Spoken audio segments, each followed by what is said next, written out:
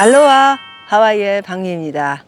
자, 오늘 또 연준에서 동결을 했습니다. 0.25 올리지 않고 동결, 9월 동결이다 말씀을 드렸는데 그 외에 제롬 파월의 인터뷰, 기자 인터뷰가 있으면서 미국의 주식도 좀 많이 떨어졌고요. 한국도 분위기가 되게 안 좋고 달러가 지금 폭등하는 그런 모습을 볼 수 있습니다. 자, 기사도 읽고요. 제가 생각하는 여러 가지 이야기, 분석, 그리고 예측을 좀 보내드리도록 하겠습니다. 이것은 코코 헤드입니다.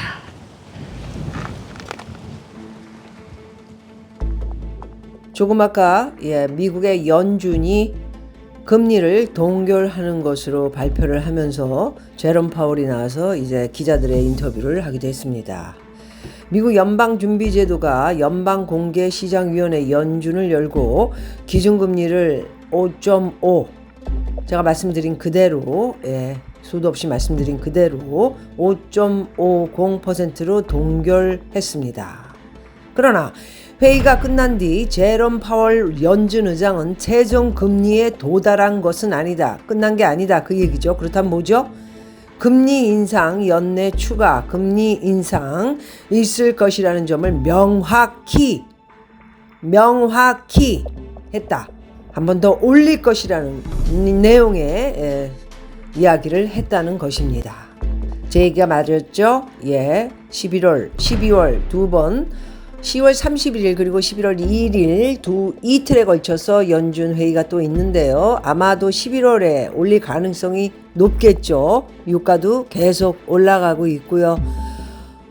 저 수도 없이 똑같은 얘기를 반복합니다. 누구 하나 이렇게 정확하게 얘기하고 있는 사람이 없죠. 2023년 금리 인하 되고 5.25에서 끝난다 아니면 5.5에서 끝날 것이다. 이렇게 수도 없이들 얘기했는데 저는 한결같이 금리 인하 2023년 없고 내년에도 상반기까지 이어가고 금리 인상 한 번 더 또는 한 번 더해서 두 번 더까지도 한번 내다보겠다. 이렇게 문을 열어놨습니다. 금리 인하 없다. 작년부터 저는 작년에 벌써 예언을 했어요. 그리고 이제 올해는 이제 5.5까지 올라가는 데에서도 계속 올라가고 5.75가 마지막인 거는 맞지만 5.75 그게 마지막이 아닐 수도 있죠. 이 상태에서 계속 분위기가 저러면은 쏴 하면은. 그런데 제가 볼 때 이제 롤링 경기 침체, 리세션이 들어가게 되면은 부분 재정 지금 제조업 같은 거는 지금 롤링 침체에 들어가기 시작했습니다. 제조업 지금 상당히 안 좋아요. 미국. 그리고 이제 다른 거 오늘은 이제 은행주들이 되게 많이 빠졌지만은 은행주가 이제 경기 침체로 들어갈 확률이 좀 높죠. 은행 같은 것들이 이제 파산이 시작되고 뭐 이런 것들이 상업용에서 터진 거 하나도 안 터졌어요, 지금. 이런 것들.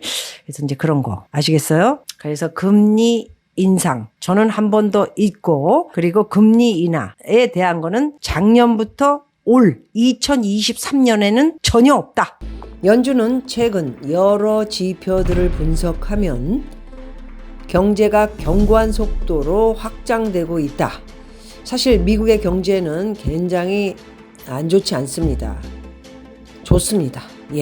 많은 일자리 창출 그리고 미국으로 투자해 들어오는 기업들을 비롯해 지금 잘 나가고 있습니다. 그러나 일자리 창출은 최근 둔화됐지만 여전히 튼튼하고 실업률은 낮은 수준을 유지하고 있다. 긍정적으로 평가하면 동결 이유를 그래서 동결이다 이렇게 밝혔습니다. 당초 시장에서는 연준이 이번 회의에서 기준금리를 동결할 것이라는 전망이 많았습니다. 기준금리 예측 모델인 시카고 상품거래소 CME 패드워치도 하루 전인 19일 동결 가능성을 99.0%로 예측한 바 있죠. 오늘 발표했으면 하루 전날 어제 99.0% 동결이다 얘기를 했다고요. 저는 몇 달 전부터 얘기를 했죠. 일반 TV에 이 방송이 나가면 자꾸 헛소리 하는 사람들이 많습니다. 누구 보고 얘기했다는 둥. 걔네들이 내 걸 보고 얘기했거든. 여기까지 하겠습니다. 그런데 기준금리 발표가 있고 30여 분 뒤에 파월 의장은 기자회견을 갖고 회의 때마다 데이터를 반영해 금리를 결정한다. 이렇게 계속 얘기했습니다. 저는 지금 하와이에서 생방송을 들었습니다. 연내 한 차례 금리를 더 올리자는 게 다수의 의견이다. 올린다. 그 얘기죠. 그래서 연준은 이날 발표한 향후 금리 예상치인 점도표에서 올해 말 최종금리 중간 값을 5.6%로 예측을 했는데요. 5.6은 한 번 더 올려서 5.75까지 지금 예측을 한 겁니다. 현재 금리보다 다소 높아진다는 의미이기 때문입니다. 연준은 전도표에서 위원회 의원 18명 중 과반 이상인 11명이 올해 기준금리 수준을 5.5에서 5.75%로 예상했다고 밝혔습니다. 현재 5.5%보다 높은 금리를 지금 나타내고 있는 것입니다. 나머지 7명은 현재 수준과 같은 5.25 또는 5.5%를 제시했다고 합니다. 경제 매체 CNBC는요, 이날 연준 발표 이후에 연준은 이번에 기준금리를 올리지는 않았지만 금리를 더 오래 더 높게 가져갈 것임을 지적했습니다. 제 말이 맞죠? 금리를 올려놓고 더 오래, 쉽게 풀리니까 진짜 같은 말을 계속해야 되네요. 올려놓고 이제 한 번 더 올라가면 5.75죠. 올려놓고 오랫동안 금리 인상한 채로 오랫동안 계속 내년 상반기 하반기까지도 갈 수도 있습니다. 간다고요. 이러니 자산이 거품 낀 게 안 빠질까요? 금리가 올라간다는 건 무서운 일입니다. 제일 먼저 부동산 다 빠지고 주식 빠지죠. 지금까지도 아직도 계속 까불고 있는 주식 투기판 어떻게 될런지 지켜보겠습니다. 오늘 미국 주식은 연준이 발표를 하면서 금리 동결 거기까지도 상당히 좋았습니다. 시작과 동시에 다우존스가 150, 180, 200 가까이 오르다가요 떨어지기 시작했죠. 언제? 제롬 파월 기자 인터뷰부터 한 번 더 금리 간다.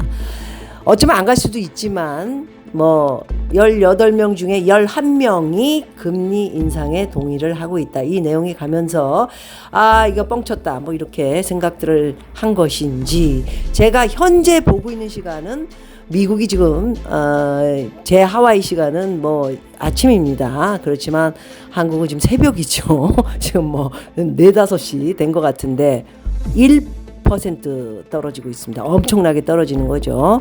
4,400 SM4 그런데 1%가 떨어진다면 이거 지금 50%까지 떨어지는 이런 상황을 볼 수 있고요. 다우존스도 계속 무너지는 모습을 볼 수 있습니다. 금리가 올라간다면 여러분 또 한번 말씀드릴게요. 주식은 폭락을 하겠죠. 그리고 부동산은 다시 또 내려가겠죠.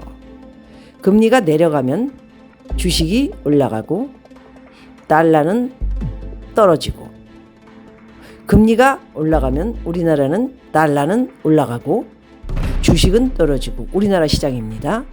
부동산 시장도 만만치 않게 이제 떨어지기 시작하겠죠. 연준은 11월 한 차례 더 회의를 열 예정입니다. 연준은 지난해 3월부터 금리를 올리기 시작했죠. 올해 5월까지 10회 연속 기준금리를 올렸다가 6월에 한 차례 동결하며 숨 고르기를 했습니다. 계속 올리면 미국이 언제 어느 때 망할지 모르기 때문에 좀 동결을 해야죠.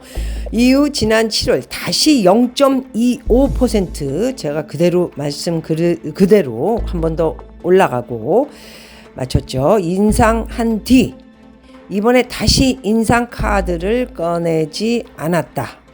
7월에는 인상 더 하겠다 이런 얘기는 하지 않았지만 박리 입에서는 나갔죠. 0.25 한 번 더 올린다. 최근에 9월부터 박미는 0.25 두 번 올릴 수 있다 이렇게 가고 있습니다. 어디서 나오는 자신감이냐고요? 다 현장 돌아다니다 보면 느껴. 지금 금리를 올려야 돼. 인플레이션 지금 하나도 못 잡았어. 뭘 잡았다는 거야 지금. 물가가 그대로 계속 뛰고 있는데 뭔 소리 하는 거야 들 지금. 아니, 팁을 더 달래잖아 지금. 옛날에 20%면 될 걸 갖다 뭐 25, 30 막 그냥 인상 쓰고. 아우 진짜 월마트에서 지금 주머니를 들고 있질 않나 돈 달라고. 어쩌다가 이렇게 됐냐고 미국이 팁 달라고. 아우 딱 현장을 돌아보면 압니다 여러분. 그래서 7월에 0.25를 올리면서 인상한 뒤에 그 아무도 인상 카드를 꺼내지 않았지만 이로써 미 기준금리는 22년 만에 5.5로 끝난다 이런 이야기가 나왔죠. 그러나 바로 우리가 지금 겪고 있는 기름, 유가 문제가 만만치 않다. 누가 이 얘기를 했죠? 박미가 했죠. 그렇기 때문에 그것이 다시 오르기 시작하면 겨울도 오고 있고요. 그러면 0.25는 당연코 한 번 더 올리게 될 것이다. 자, 그렇다면 2023년 0.25 한 번 더 오르게 된다면 한국은 어떻게 되는 거죠? 아, 심각합니다. 그동안은 정말 뭐 어떻게 이렇게 비틀고 저렇게 비틀고 횡설수설하면서 미국이나 한국이나 여기 봤다 저기 봤다 여기 보고 저기 봐도 뭐 답이 안 나오죠. 횡설수설 했는데 뭐 미국은 이제 공식적으로 발표를 해버린 겁니다. 한 차례 더 있을 것이다라는 얘기가 확정은 아니지만 그렇게 보고 있는 거죠. 그런데 한국은 3.5에서 동결 이건 뭐죠? 계속 이 상태인데 만일에 2.0%포인트 미국과 차이가 나고 있죠. 그렇다면 이제 한 번 더 올리게 되면 2.75% 차이가 난다. 아우 끔찍한 생각이 드네요. 이거 어떻게 해야 되죠? 여러분들 한번 판단해 보시고요. 여러분들이 잘 어떤 것이 옳은지 이렇게 살아가는 게 나은 건지 저렇게 살아가는 게 나은지 여러분들의 판단이 필요한 것 같습니다. 한국 제발 잘 판단해 주시기 바라고요. 다시 미국으로 돌아가서 미국은 아직 잘 나가고 있습니다. 견제합니다. 그래서 소비도 약간 떨어졌지만 뭐 아직 전체적인 50개 주 계속해서 맛있는 거 먹고 옷도 좀 사고 여행도 가고 통장에 돈이 바닥이 나고 있지만 그 질문 기자가 한 명이 질문을 했죠. 지금 돈이 다 써 내려가고 마이너스로 미국 사람들 카드를 쓰고 있다라는데 어떻게 생각하냐. 괜찮다. 미국은 괜찮다.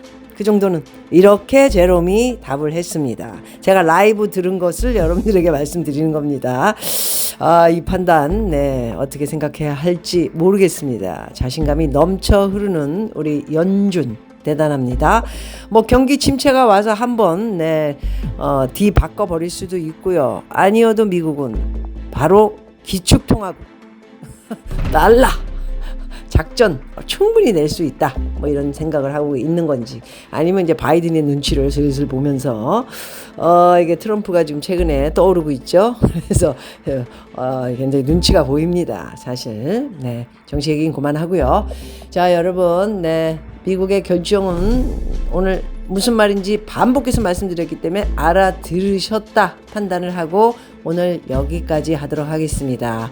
오늘의 연준의 동결로 끝난 연준회의 발표 분석 말씀드렸고요. 여기는 하와이 박미였습니다.